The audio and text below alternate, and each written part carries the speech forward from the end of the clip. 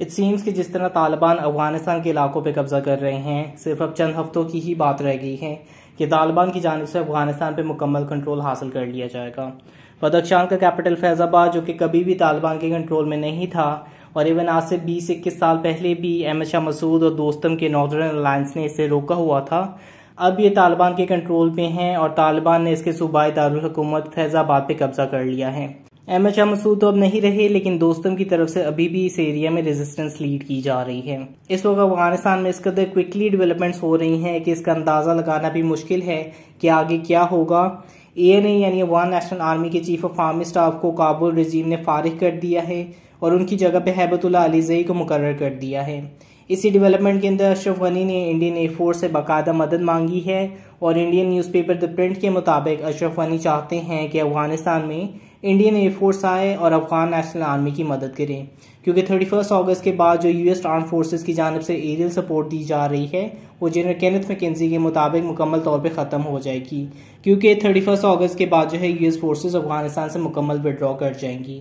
तो अब Indian government पे है कि वो इंडिया के बहुत करीबी पार्टनर अफगानिस्तान और उनके मुताबिक ISI की प्रॉक्सी को अफगानिस्तान पे कब्जा करने देती हैं कि नहीं।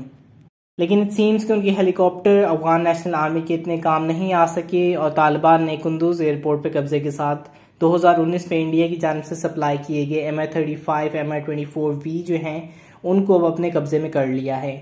टोटल 8 हेलीकॉप्टर Mi-35 अफगानिस्तान को फराहम किए गए थे, लेकिन इसमें बहुत से चॉपर्स जो हैं ग्राउंडेड हालत में ही मौजूद रहे थे और उसकी वजह यह है कि इंडिया की जानिब से इन सेकेंड हैंड Mi-35 की सप्लाईज और पार्ट्स फराहम करने से डिनाई कर दिया गया था, जबकि अफगान गवर्नमेंट जो कि US की जानिब से कंट्रोल की जाती थी, इसलिए वो इन स्पेयर पार्ट्स के लिए काबुल को वो पैसे नहीं देना चाहते थे जो कि वो रशिया पे जाके इस्तेमाल कर दें, जिसकी वजह से बहुत सी रशियन इक्विपमेंट और इवन सोवियत यूनियन की इक्विपमेंट जो है वो बस ग्राउंडेड हालत में ही मौजूद है।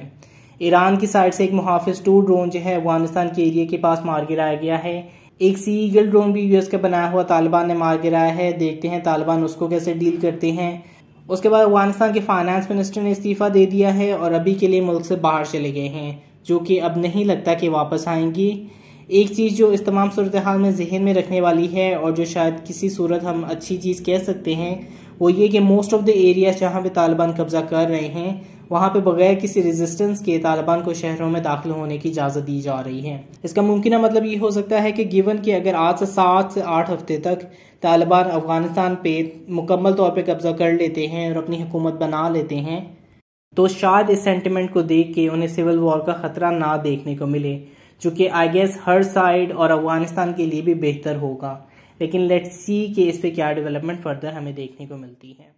ये अफगानिस्तान की सूरत हाल की लेटेस्ट अपडेट है और जैसे मैंने पहले बताया था कि अफगानिस्तान में ऑलमोस्ट घंटों की बेसिस पे सूरत हाल चेंज हो रही है, तो अब ऐसा लगता है कि तालिबान की जानिब से 18 के करीब सूबाए दारुल हुकूमत पे कब्जा कर लिया जा चुका है।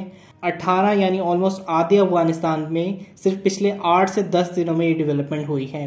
हेरात में इस्माइल खान जो तालिबान के मुखालिफ थे उन्हें कब्जे में कर लिया गया है और अब इस्माइल खान भी जो है तालिबान के साथ अलायंस कर चुके हैं। हेरात जो कि एक बहुत ही अहम इलाका है, अब पूरा कंट्रोल जो है तालिबान के पास आ गया है। उसके अलावा अफगानिस्तान के national security adviser Hamdullah Mohib को भी उनकी जॉब से फारिग कर दिया गया है और ऐसा बताया जा रहा है कि अफगानिस्तान के वाइस प्रेसिडेंट अमरुल्लाह सालेह जो हैं वो अब अफगानिस्तान से निकलकर ताजिकिस्तान फरार हो चुके हैं। बट लेट्स सी कि इस पे फर्दर क्या डेवलपमेंट्स आती हैं और जो कि ये आवरली बेसिस पे अपडेट हो रही हैं, इसलिए होपफुली अगली वीडियो में इसकी फर्दर डिटेल्स पे हम बात करेंगे।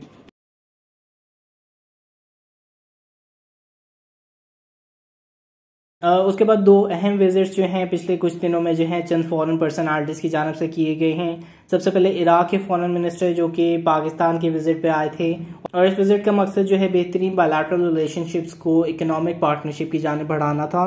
इस विजिट के अंदर दोनों साइड्स की जानिब से energy, trade, tourism, defence, human resources और दीगर शोबों पे कोऑपरेशन के हवाले से बात की गई है।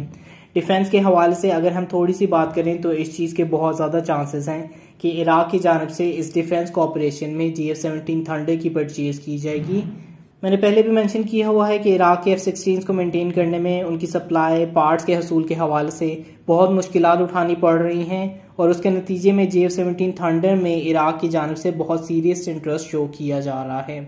रिगार्डलेस कि पाकिस्तान की जानिब से F-16 इसके बदले परचेज किए जाते हैं कि नहीं, लेकिन ये JF-17 थंडर्स के चांसेस जो हैं बहुत ज़्यादा हैं कि जल्द ही इस चीज़ के हवाले से किसी किस्म की ऑफिशियल डेवलपमेंट हमें देखने को मिले। पास में हमने इराक के एयर हेडक्वार्टर्स में JF-17 थंडर्स का मॉडल भी देखा था। सो लेट्स सी कि इस हवाले से कब तक हमें डेवलपमेंट देखने को मिलती है। उसके बाद टर्की के डिफेंस मिनिस्टर का Pakistan visit. Turkish defence minister ने जो है majorly prime minister Imran Khan, president Arif Alvi और minister of defence production Zubaida Jalal से मुलाकात की। पाकिस्तान और टर्की के दरमियान डिफेंस सेक्टर में एक नंबर ऑफ डेवलपमेंट्स जारी हैं, जिनमें मिलगम, T129, multiple drone developments, hopefully TB2 drone के हवाले से भी इसमें बात की गई हो सकती है, चूंकि recently TB2 unmanned aerial vehicle की परचेज किए जाने की न्यूज़ भी सामने आई थी। सो इन तमाम डेवलपमेंट्स के हवाले से बातचीत की गई हो सकती है। प्लस डिफेंस कॉपरेशन के हवाले से टर्किश डिफेंस मिनिस्टर ने सेटिस्फैक्शन का इजहार किया है और इस लेवल को मजीद आगे बढ़ाने पर डिस्कशन की है। एक और चीज़ जो कि टर्किश डिफेंस मिनिस्टर के पाकिस्तान विजिट में डिस्कस की गई है, वो जो टर्की की जानिब से एक प्लान पुट फॉरवर्ड किया गया था, जिस प्लान के तहत काबुल एयरपोर्ट की हिफाजत जो है वो टर्किश फोर्सेस की जानिब से की जानी थी। इस प्लान के हवाले से भी बातचीत की गई है और अपेरेंटली पाकिस्तान की जानिब से काबुल में अपनी यानी पाकिस्तानी फोर्सेस की मौजूदगी का किसी किस्म का इंडिकेटर नहीं दिया गया है, लेकिन इसके लिए पाकिस्तान फैसिलिटेटर का रोल अदा कर सकता है और मेक श्योर कर सकता है कि इस हवाले से टर्की को तालिबान के साथ किसी लेवल पे सामने लाया जाए। अगले चंद दिनों में जो है तालिबान और टर्की के रिप्रेजेंटेटिव्स की भी एक मुलाकात मुतवक्के है। सो लेट्स सी इस हवाले से भी क्या डेवलपमेंट निकल के सामने आती है।